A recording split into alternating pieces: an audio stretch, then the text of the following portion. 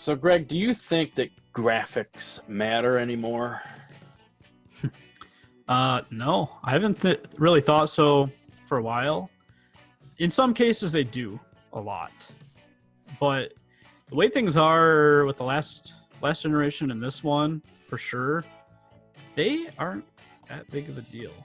I would even go as far as to say the Xbox generation, not the PS2 at all, even though it's the same generation, but the Xbox, I think, was even. That's like a half a generation ahead. It was, yeah. And the thing is the games, they get better looking, and in some cases, those better graphics enhance the experience, like with BioShock, for example. That made a huge difference, having the awesome looking water and everything, and the lighting and whatever. But overall, I think most people who might watch these podcasts probably know by now that I love Nintendo, and it's not because of the graphics. They're good graphics, but they're stylized, so they're timeless in that sense. So, let's compare Zelda Breath of the Wild with Horizon Zero Dawn. Yeah. Both games are, in a sense, very similar as far as being open world. Probably the leveling systems. I mean, I haven't played Zero Dawn yet. However, I've seen it, and gosh, such a gorgeous game. Yeah, but definitely gorgeous. The thing is, Zelda's gorgeous too. But they're very different. It's two different categories, Right. But see, then you could go in a completely different direction and go to the indies. It seems like lately you're seeing a lot of 8-bit and 16-bit style games. Yeah. And people flock to them, especially older gamers like us. Yeah. It's more nostalgic for us, I think. Even younger gamers with Minecraft. Yeah. Graphics seriously don't matter, and I think Minecraft is partly responsible for that shift. God damn it, are you serious? Let me answer this. Hello.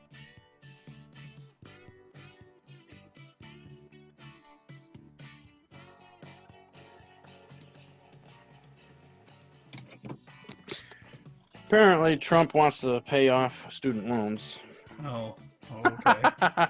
No, it's a bunch of bullshit scam calling. I put my phone on vibrate this time. That's good. Okay, so... Talking about Minecraft. Yeah, okay. So Minecraft definitely it's being played by millions upon millions still. Mm-hmm. Yeah. And see, I love great looking graphics. There are certain games that have a nice stylized 8-bit or 16-bit visual to them. Mm-hmm. Like Slain. Yeah. Metroidvania style game. Yep. I never liked Minecraft's visuals. I couldn't get it. I was like, how can you get into this? It just isn't appealing. And then a friend of mine from one of my previous jobs is obsessed with it. Mm-hmm. And he told me exactly why people play it. And it's like, oh, I guess I could see that. But today, if I had to choose between Minecraft and, say, Lego Worlds, I think I might go with Lego Worlds.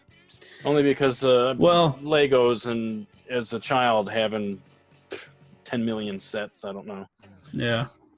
Well, Minecraft has a unique charm to it, but it's kind of like, I think what you're describing is basically like when somebody thinks that Breath of the Wild doesn't look good. It's just not their taste, Yeah, that's their opinion. That's the same deal with Minecraft. Not everybody's going to like the way it looks. I'm not particularly fond of it. I don't think it's super good, but at the same time, there's nothing quite like it. And every time I start it up, at those first couple minutes are, kind of like an eyesore for a minute. No, you gotta get used to it's quite the opposite. It's more like, wow, this looks crazy, because the blocky style the way it's done, it has a nice look when you first boot it up. Once you start getting used to it, then it's just kind of but it's built like that for a reason, and it works. So yeah, I haven't played it. I don't own it. I've thought about it. you should. I know that there's a lot of Minecraft videos, and Yeah. a lot of the YouTubers that do that, they do quite well. So I definitely thought about getting that and Lego Worlds and kind of comparing them. Well, it's a very fun game, no doubt about it. Along with, I mean, there's other games like Terraria. That's I do have a fantastic game. I do have that, although I couldn't get into it. You need to play it on PC, honestly. I tried the console versions, and Yeah, I have it on the Vita, so I downloaded the PS4 demo, and I mistakenly thought that they would make use of the touchpad because it would have helped immensely, and they didn't. So I don't know. I don't think that game's very playable for that reason on the console, but maybe that's just me. Maybe I didn't give enough time. But I've sunk in many, many, many, many hours on the PC version. At least 60, I think. I have to double check, but many hours. Anyway. I'll have to give it a go again. It's fun. It's different. But yeah, do graphics matter? Less. That's what I'd say is they matter a lot less than they have in the past because the leaps haven't been as big, Just, I would say, in all honesty, recently, the biggest leap, and it's not even resolution, but is HDR. Mm-hmm. And Yeah. actually, you can have HDR and still have 8-bit or 16-bit graphics. Mm-hmm. In fact, I witnessed that last week. I was in Orlando for just a trip, and my friend has a Samsung 4K TV with HDR Plus, which allows you to turn HDR on anything. And I had bought this component to HDMI converter box, and I wanted to try it out to make sure it works because I'm 7 hours from Orlando, and there's no way I'm going to go be able to return it. Mm-hmm. So we hooked up his PS2, and I don't remember what game he put in, but I was like, you should try turning on that HDR. Let's see what a PS2 game would look like with it. And surprisingly, it looks fantastic. But his TV also would upscale everything to 4K, and it'll tell you the signal that it's receiving. So I was hoping that this converter box would also upscale, but it doesn't. But it does. It's component, the red, green, and blue, and then an optical audio. It actually works quite well. It's a best in, best out kind of thing. Yeah, and so I'll be using that from now on for certain games. I tried it last night with my Xbox. Some of the games that do not support the Dolby Digital, it won't work. Like it's I don't know if there's an issue in my settings or something, but it just wasn't working. I tried, let's say, Sega GT worked fine, and there's a couple other games that worked okay, but others didn't, and I was kind of pissed at that. So, talking about graphics, when you first mentioned this topic, my first thought was Switch, because, and I always talk about this. We don't have a Switch topic this time, so that's unusual. But Snake Pass, if you look at Digital Foundry's analysis comparing the versions of that game, it's pretty much the same thing on Switch as it is on PS4 with a few minor differences. And what's weird is that when they patched the Switch version, it actually brought it even closer to visual parity with the PS4, which is just, it's mind-boggling. Yeah, that is pretty pretty incredible. But isn't it running on an Unreal Engine? Yeah. Yeah, it has a lot to do with it, I think. It does, and it's still pretty impressive, though, And I think that's a prime example of a modern game that has a style that's going to hold up over time. And I would argue that it might actually hold up visually more so than the likes of Horizon or Uncharted years from now, simply because games that aim for realism don't tend to hold up very well. Yeah, I mean, look at granted this was a preview, but if you remember back, I think it was in 2000 at the Nintendo Space World, and they showed off that realistic looking Zelda. Yeah. Everyone, at least amongst our friends, we were all going nuts. And like, we're getting GameCubes. That game's gonna be amazing. And then we got the cartoon one, and people were pissed. And Wind Waker. But if you look back now to that video, it doesn't look very good. And you compare it to Wind Waker blows it away. Because it still funny, looks how it should have, More to the point is that everybody was praising how real it looked. Real? Yeah. But when you compare that demo to Twilight Princess, which was also on GameCube, Twilight Princess really blows it away in terms of realism. Far and away. But definitely, again, that game also doesn't hold up as well as Wind Waker does in terms of visuals. Gameplay, I think it's better, but in terms of visuals, not really. It's it's okay. I think the HD remaster on the Wii U is definitely the way to play it now. It's an improvement. But then I think Wind Waker, even we'll just say the GameCube version, right? 15 years from now, it'll still look good. Right. And same thing. The HD version of Twilight Princess, I don't think it will. I don't think it will. And it is stylized, so I think it's going to hold up better than some games. One game I wanted to mention that looked just mind-blowing for its time was a game called Black on the Xbox and PS2. I'll show footage on it right now. Yeah, and I don't know if you're going to show the Xbox version, but that was supposedly the better looking version because of the processing power. That game looked astounding at the time. And for those who don't know, it's a first-person shooter made by Criterion. Yeah. Criterion Games, who made Burnout. And, I mean, it shows. Everything blows the hell up. It's awesome. Crazy violence. But, and violence against, non-living things, really. But you're still shooting bad guys, too.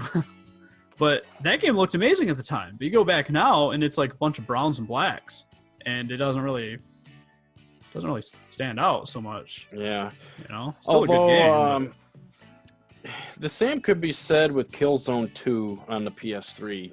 Really? I've been wanting to go back to that. Now you're ruining it for me. No, I'm not saying it looks bad by any means. But it's shades of gray.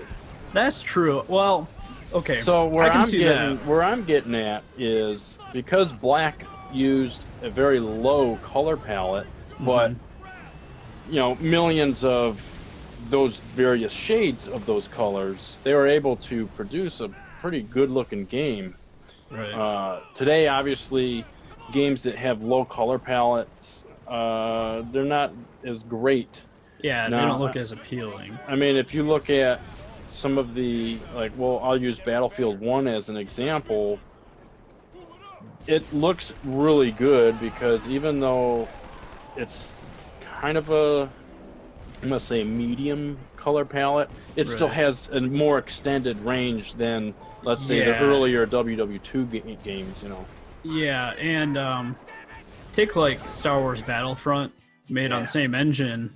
That game just pops visually because of that color palette. Yeah.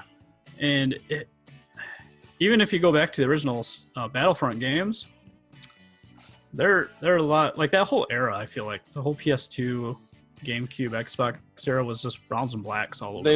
They limited the color palette. I think it could have been a hardware thing where they could get more out of it by using less. Probably. it's sad, but I think that might be it. And then, like, actually, you could say then Xbox came out with Fable, and that was loaded with color. That's true, and that's a good-looking game that I think holds up pretty well. Yeah, and it's definitely. very stylized, though. It's not very realistic looking at all. No. It's like fairy tale designs. It's almost like you're playing as hobbits. Almost, but it works. One example of the palette change, I guess we'll call it, that's used intentionally to create like a feel or an effect or something is in Deus Ex Human Revolution. Had like this yellow gold tint to everything. And they did it specifically to create like a certain mood and atmosphere. And I didn't mind it myself because it worked for me. But there have been a lot of people that just screamed out in terror that like they just ruined a franchise by making the screen yellow tinted. And despite the fact that that was an excellent game, the developer, when they went to make Mankind Divided, the most recent entry from last year, they don't have that tint going on at all now. Well, they listened to the people who bought the previous game. That's true, but I have to wonder if Mankind Divided is going to hold up as well visually. I don't know that Human Revolution will anyway. I mean, it's more realistic tone, but it's futuristic, so I don't know. We'll just have to see how that... I guess it depends on the year it's depicting and... when you're playing it? Yeah. The game takes place in 2025. I mean, because think about it, like, you know, in movies, Back to the Future 2, you know, they go to 2015, and, you know, when we were kids... It's a bit different than I remember. When we were kids, we were like, oh, man, flying cars and alleyways with laser discs. It turned out a bit different than that. Yeah. I'd say. It's definitely not that clean either. No. But, you know, the hoverboard's almost here. Well, we at least got the shoes. Well, I guess that's true. They're real loud and slow. Are they really loud? Because the motors, they're real loud. Oh, actually, it has motors in it, huh? Yep. Super weird. And it's funny because there's a USB the future's charging a weird port. place. There's a USB charging port that they had to put in there to charge lithium batteries. Oh, snap. Hopefully so what's going to happen, you're going to bring those shoes down the airport, and they're going to make you not bring them. It's funny. You know, like your Note 4 or whatever it was. Damn you, Back to the Future. Why'd you give us such a dumb idea? It's still one of my favorite movie series. Oh, it is. It's great. So the whole graphics aspect, though, like, you have Nintendo with their Virtual Console, you know, and all these classics.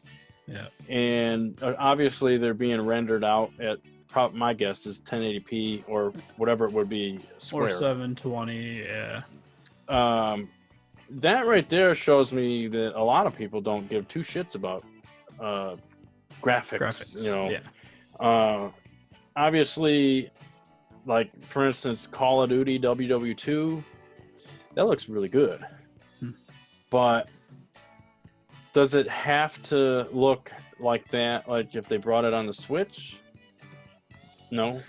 That's kind of the argument I was trying to make during the lead up to the Switch reveal and launch and everything, was that like those kind of games could be brought over with slightly less detailed graphics and it wouldn't really matter at the end of the day. And the thing is I'm guessing that the majority of people play the Switch as a hybrid and they take it with them and whatever the case may be.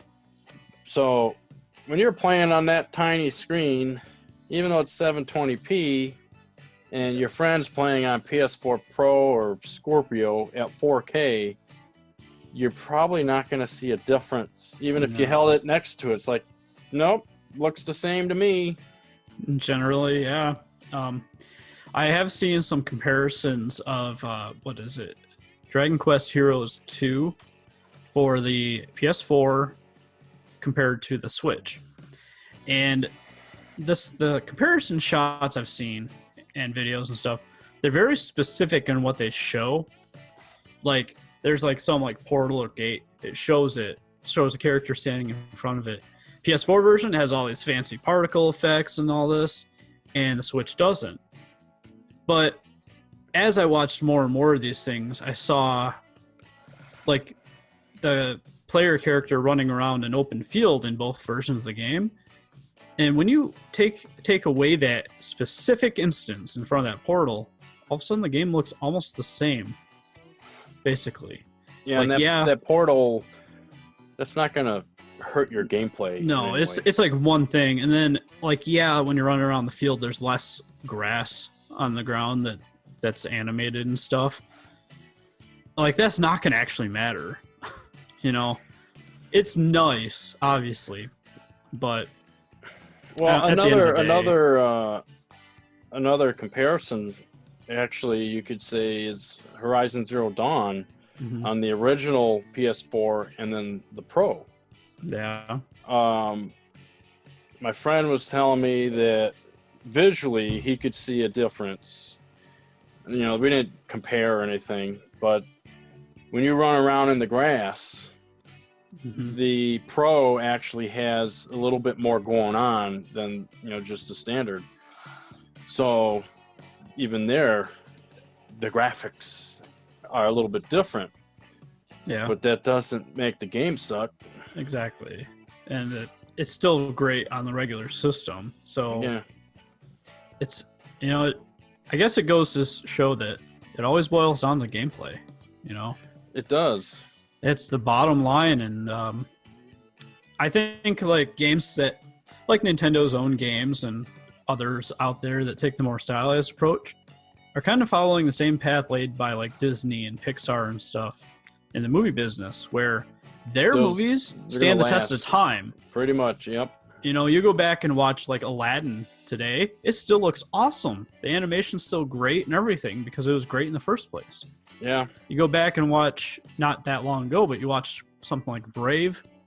That movie still looks fantastic because it looked fantastic at the outset.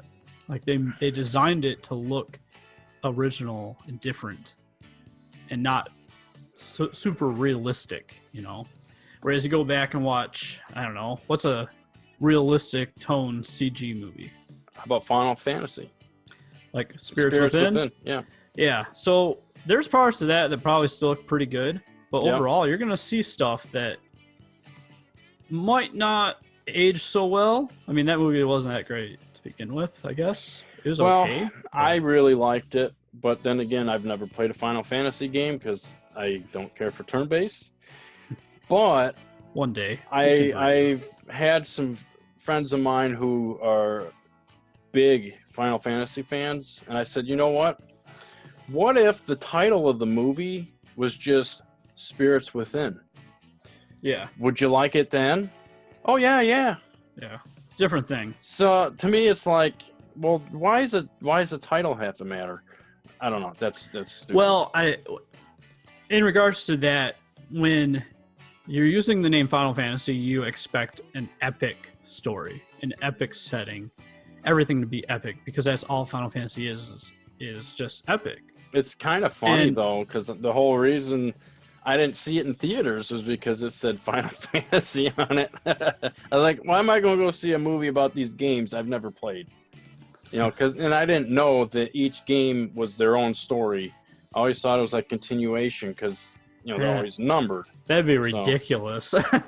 I think I would have fell out of Final Fantasy a long time ago if that was the case. Especially considering the numbering conventions between the US versions and the Japanese. Like, it's like 3 here is actually 6 and 2 here is actually 4. Like, holy shit. We never got 5 until more recently. Yeah, it's just like of DLC or downloaded content. It's just crazy. It's just stupid. But, yeah, you know, I just think that it's smart for these guys to go that route. And I think when it comes to graphics, indie developers have a much easier time going the stylized route. Because, you know, realistic graphics are hard to do. You know, it takes a lot of time, a lot of work. And if you're a one-man team trying to make a sweet game like Axiom Verge, it's in your best interest to go something more artistic and stylized and not full on realistic. Because, it's going to enable you to actually complete your game for one, and it'll give you more time to focus on things that matter, like the actual game itself. Yeah. So, well, if anyone has any comments as far as, what they think about graphics and whether or not they believe they matter, or, maybe it's 50-50. mm-hmm. I personally think that frame rate and gameplay is basically like the controls, really, because controls can break a game. Frame rate can break a game. I do want to add before we close this one out that when we get to the point that like full-on 4K content is produced in the gaming world, and I'm not saying like this quasi 4K like with the Pro, and we'll see what Scorpio does, but like games developed with 4K in mind from the outset, so like probably next generation or so. I think that might be a bigger shift than we've seen in a while. But even then, we're going to approach the Uncanny Valley soon. It's going to be soon. It might, in my opinion, I think we are going to be firmly in that position when we reach like 8K stuff, which is not that far off. No, I'd say, actually, I wouldn't doubt it if PS5 can do 6K. I don't know if they're even. 6K is obviously going to exist the same way that 1440p does. I'm not saying that that's a resolution that the TVs would be able to push. Hell, everyone's buying 4K right now. You could release 8K tomorrow and no one will buy it. I mean, as far as, regular, consumers go. Mm-hmm. But I think that it's going to be more powerful than the Scorpio. Mm-hmm. Let's see, Scorpio's 6 teraflops, so we'll just say PS5 is going to shoot for 8. I mean, I anticipate it being released in 2019, possibly announced then and released 2020. I'm thinking 2020 myself. But I don't know. It's all that horsepower doesn't really mean anything if a lot of your games are stylized like Nintendo. Yeah, and I think that's how they get away with it. So I agree. Anyway, though, we should just say if you have something to say, any comments, go ahead and leave them down below for us. And yeah, and definitely give a like and subscribe for more stuff. All right, see you later.